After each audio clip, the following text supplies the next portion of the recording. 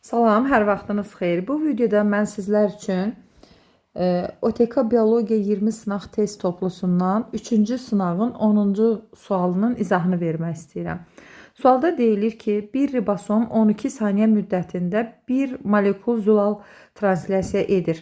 Ribosom məlumat rentesi üzərində 0,2 saniyədə bir triplet sürəti ilə hərəkət edərsə, bu zülalın geninin kodlaşdırıcı sahəsinin kütləsi nə qədər olar? Əvvəlcə mən bu zülal molekulu neçə amin turşusundan ibarət olduğunu hesablamalıyam.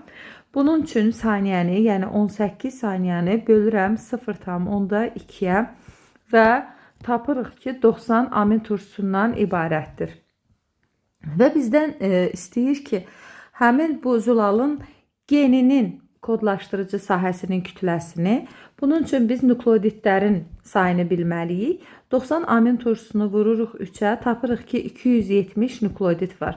Və hər nukleotidin kütləsi 300 atom kütlə vahidinə bərabər olduğu üçün 270-i 300-ə vururuq, tapırıq ki, 81.000 olur. Yəni, burada genin kodlaşdırıcı sahəsinin kütləsi 81.000-ə bərabərdir.